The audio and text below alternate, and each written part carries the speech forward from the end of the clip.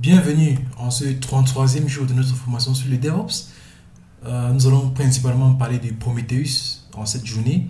Et déjà, je tiens à m'excuser pour la longue attente. J'ai été un peu pris par d'autres choses. Donc maintenant, nous allons continuer la formation. Alors, c'est quoi Prometheus? Prometheus, c'est un système open source, n'est-ce pas, de monitoring et d'alerting conçu spécifiquement pour la fiabilité et la scalabilité dans les environnements dynamiques, comme Kubernetes par exemple. Donc, si on vous demande c'est quoi Prometheus, vous avez juste deux choses à dire. La première chose, pour faire le monitoring. Et la deuxième chose, c'est pour faire de l'alerting. Donc l'alerting, c'est quoi? C'est peut-être s'il y a un souci sur peut-être l'infrastructure, ou bien peut-être sur un conteneur, ou bien peut-être sur un service en particulier. Ce qu'on va faire, c'est on va juste envoyer un email peut-être au développeur, n'est-ce pas? Puis on va envoyer un email à l'équipe Ops, ou bien on va envoyer, n'est-ce pas, dans le groupe Slack, n'est-ce pas, une notification pour notifier que, ok, peut-être le CPU a atteint 90%, n'est-ce pas, de ses capacités et peut-être il faut prendre une décision par rapport à ça. Est-ce qu'on va faire un vertical scaling ou bien est-ce qu'on va faire un horizontal scaling, n'est-ce pas? C'est grâce à ce monitoring, c'est grâce à cet alerting-là qu'on pourra mieux prendre des décisions par rapport à notre système en place. Alors, pourquoi Prometheus? Prometheus est très très très important. Pourquoi? Parce qu'il va nous permettre de monitorer les applications cloud natifs ainsi que des microservices.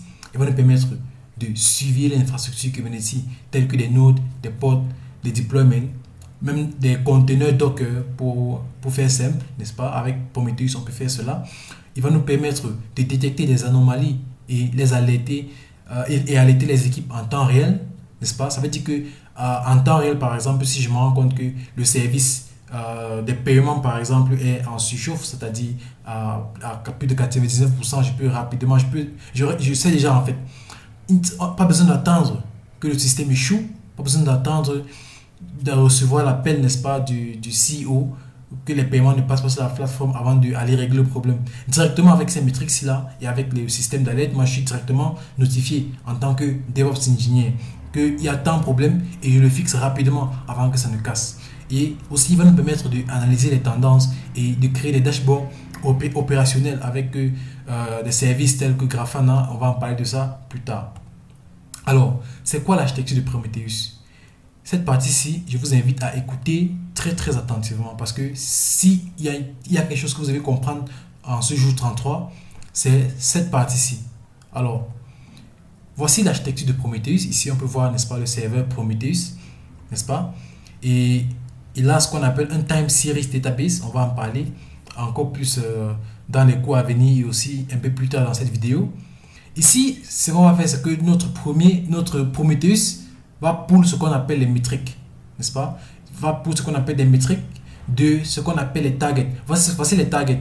Un target, c'est notre application, notre base de données, notre host Linux, ou bien même peut-être juste un sensor, n'est-ce pas? C'est ça qu'on appelle les targets. Donc, Prometheus va se charger de pour ces métriques-là. Ensuite, soit on peut définir des targets sur lesquels on va pour les métriques, soit Prometheus, avec son service Discovery, n'est-ce pas, va automatiquement chercher des ressources sur dans notre système, dans notre machine, qu'il va automatiquement, n'est-ce pas, nous donner les métriques par rapport à ça. Donc, ça veut dire que tu n'as pas toujours besoin de définir des targets sur les applications. Prometheus, automatiquement, de son côté, va aussi aller chercher des ressources qu'il peut, n'est-ce pas, scraper, n'est-ce pas, pour avoir des métriques. Lorsqu'il va scraper ces métriques-là, il va les stocker dans son Time Series Database, le TSDB. Le Time Series Database, c'est une base de données très efficace, n'est-ce pas, pour stocker des métriques. Et avec ces métriques-là, il va faire, n'est-ce pas, deux choses principales. La première chose, c'est quoi? La première chose, c'est déjà peut-être alerter, n'est-ce pas, s'il y a un souci. Parce que voici mon application. Disons que mon application tourne à 90%. Ça veut dire que c'est en train de surchauffer, n'est-ce pas? À 90% généralement, ça veut dire que nous sommes en surchauffe et il faut faire quelque chose. Là, alors, il y a ce qu'on appelle le Alert Manager qui va nous permettre d'envoyer soit un email à un développeur, envoyer peut-être une notification vers Slack ou bien utiliser PageDuty, n'est-ce pas, pour gérer des alertes. Alors, ensuite, on a la deuxième chose. On peut, n'est-ce pas, afficher cette donnée qui vient de la base de données avec une interface web avec Grafana ou bien avec PromLens. Alors, comment faire pour afficher? Pour afficher, on a besoin de pull ces métriques, on a besoin de faire ce qu'on appelle un query, n'est-ce pas? Un query. Donc, Prometheus a aussi, n'est-ce pas, sa manière de faire des requêtes sur le time series database, et le langage utilisé pour faire ces requêtes là, on va l'appeler PromQL. Il s'agit là de Prometheus Query Language. À part ces deux scénarios d'alerte et d'affichage, on peut aussi, n'est-ce pas, les stocker dans des serveurs remote ou bien dans des stockages remote tout simplement. Voici, n'est-ce pas, une architecture encore plus détaillée. Juste pour vous montrer ici là, le Prometheus Server, il est sur le node, n'est-ce pas, il est sur un node. On a ici un HDD ou un SSD sans problème. Maintenant, le serveur Prometheus est divisé en trois parties. Il y a le retrieval, celui qui va se charger de pull les métriques des jobs, n'est-ce pas, des jobs et des exporters.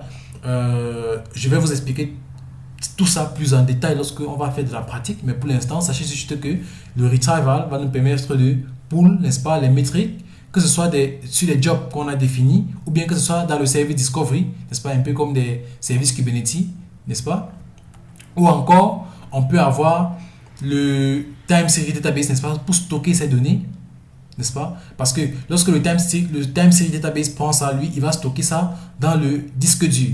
Il va faire d'abord une compression dessus avant de le stocker.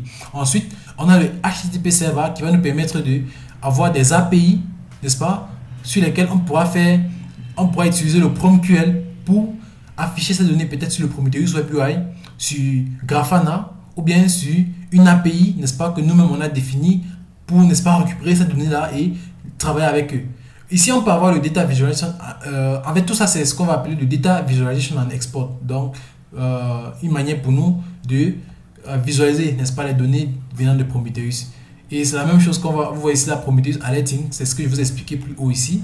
Avec le Alert Manager, on peut, n'est-ce pas, envoyer un email, on peut notifier grâce au Alert Manager.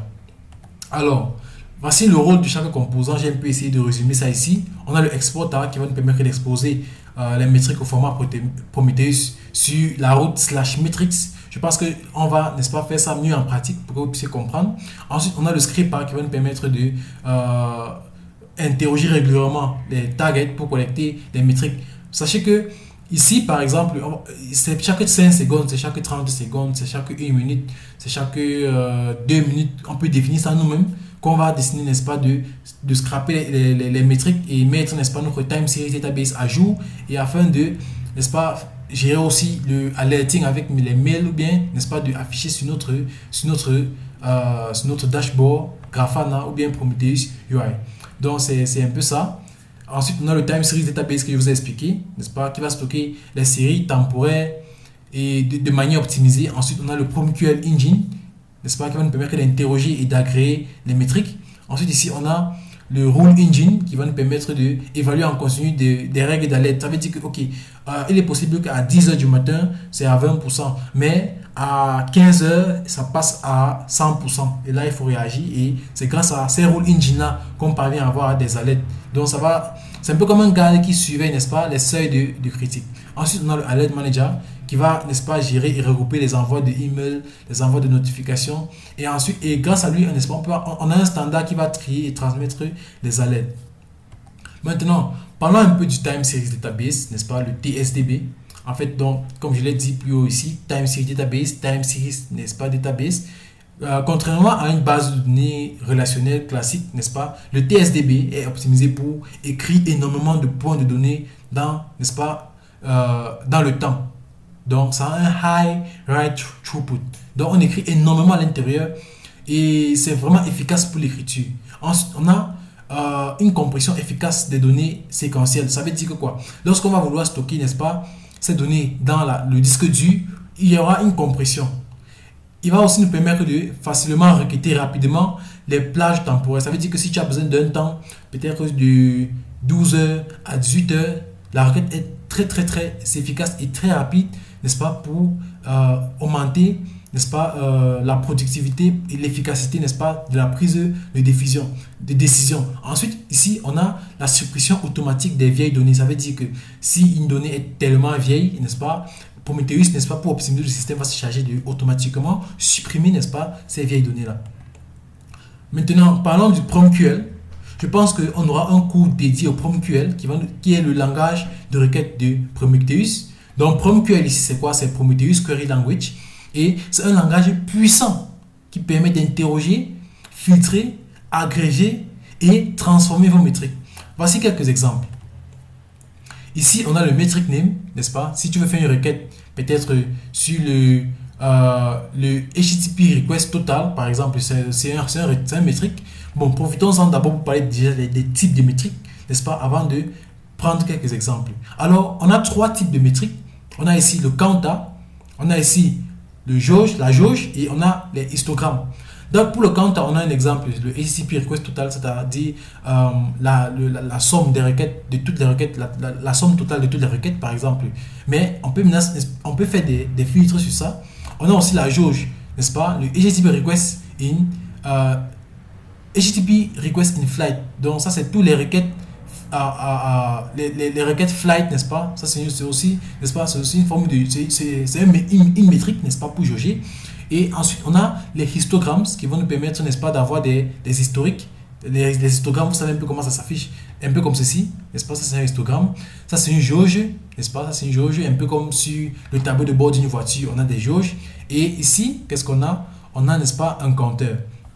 Alors, comment faire des requêtes avec le PromQL? Si tu veux juste faire une sélection simple, tu peux juste dire le metric name, c'est-à-dire tu peux juste entrer HTTP request total. Là, ça va juste te faire une requête juste en utilisant le metric name. Tu n'as mis aucun filtre. Maintenant, tu peux ajouter un filtre. Par exemple, tu vas dire, ok, tu vas dire le metric name, tu vas dire label est égal à, peut-être tu veux afficher, peut-être où les statuts sont égales à 200. Ça veut dire les pages qui ont réussi. Là, ça te permet de faire, ça va t'afficher un métrique, n'est-ce pas, sur toutes les pages 200 qui ont réussi. Et tu peux aussi faire sur les pages 404, par exemple, ou bien sur les pages 500, c'est à toi de voir. Ensuite, ici, on a des filtres avec regex. On a ici là est égal à approximatif pour dire que ça match. Et on a un point d'exclamation approximatif pour dire ça n'a pas fonctionné, n'est-ce pas? Et voici comment tu vas écrire ça. Tu vas dire metric name, tu vas peut-être dire port. C'est sur quel port peut-être que tu es en train de faire la requête. Tu vois, c'est sur le web app. Et c'est tous les web apps. Peut-être tu as web app 1, web app 2, web app 3. Donc tu peux juste mettre web app. Tu mets tiret point star pour dire ok sur, n'est-ce pas, sur tout ce qui est web app. Et où les statuts, n'est-ce pas, ne sont pas égales à 200. Ça, c'est un métrique avec filtre. Maintenant, nous avons aussi les opérations mathématiques qu'on peut faire. Parce que je peux avoir un métrique, peut-être sur les requêtes qui ont fonctionné, qui me donne 200. Je peux aussi avoir un autre métrique sur les requêtes qui n'ont pas fonctionné, qui me donne peut-être 50. Et là, je fais une addition, je fais une soustraction, je fais une division. Et je peux aussi multiplier tout ça par 100, n'est-ce pas, pour avoir un pourcentage. Et nous avons aussi des agrégations, telles que les sommes, telles que les average by, les max without, les sommes totales, et aussi la moyenne groupée par label, tout simplement. Alors, ok, oui. Donc là, on peut continuer. Donc déjà, je vous remercie d'avoir suivi cette vidéo. C'était juste une petite introduction pour, n'est-ce pas, continuer notre formation de 60 jours sur le DevOps avec Prometheus. Et je vais parler, n'est-ce pas, dans nos prochaines vidéos, je vais parler du PromQL, je vais parler de l'observabilité, je vais parler de Grafana et surtout, comment est-ce qu'on fait pour installer tout ça sur notre machine, dans notre système, dans notre architecture et comment faire fonctionner tout cela. Alors, avant de terminer cette vidéo, j'aimerais vous montrer, n'est-ce pas, le site officiel de Prometheus. Là-bas, vous aurez beaucoup plus d'informations. Oh, désolé, je vais dire ici Prometheus. Ok. Voici le site officiel de Prometheus. Donc, si vous venez ici, vous pouvez venir sur download si vous voulez télécharger. Mais je pense qu'on aura une vidéo, n'est-ce pas, dédiée juste à ça. Moi, je cherche la documentation. Alors, je vais passer en mode blanc, c'est ce que je préfère. Je vais agrandir un peu. Donc, vous allez vous rendre compte qu'ici, là, Prometheus est expliqué en détail. Donc, tout ce que vous voulez savoir. Et d'ailleurs, même l'architecture que je vous ai montré plus tôt, c'est ici là que moi je l'ai pris. Donc, vous pourrez encore avoir une meilleure documentation ici pour mieux lire, pour mieux comprendre comment est-ce que Prometheus fonctionne. Il y a même les premières étapes pour ceux qui veulent, n'est-ce pas, commencer déjà à s'exercer. Vous pouvez déjà venir sur ce site, c'est prometheus.io/docs/introduction/ first steps. Ok, donc ici on a un roadmap, ici on a les design documents, et voici la partie qui m'intéresse le plus, n'est-ce pas? Ce sont les concepts.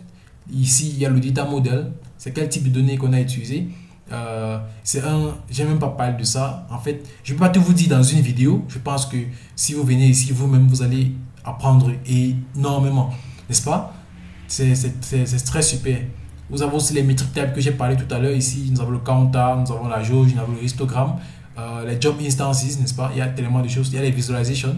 On vous parle ici de Grafana. Donc, c'est juste pour vous montrer à quel point la documentation de Prometheus est extrêmement riche. Donc, merci d'avoir regardé cette vidéo. Revoyons-nous dans notre prochaine vidéo, n'est-ce pas? Nous allons parler, n'est-ce pas, de l'observabilité et surtout de faire la différence entre les métriques, parce qu'à part les métriques, nous avons les métriques, nous avons les logs et nous avons les traces. Donc, on va faire la différence entre ces trois-là. Sachez que la majorité de nos cours seront beaucoup plus pratiques et théoriques à la fois. Donc, n'hésitez pas, n'est-ce pas, à vous abonner, à commenter, à liker et aussi à partager cette vidéo avec des personnes qui sont intéressées par le DevOps et souhaitent monter en compétences tout en apprenant. Merci beaucoup.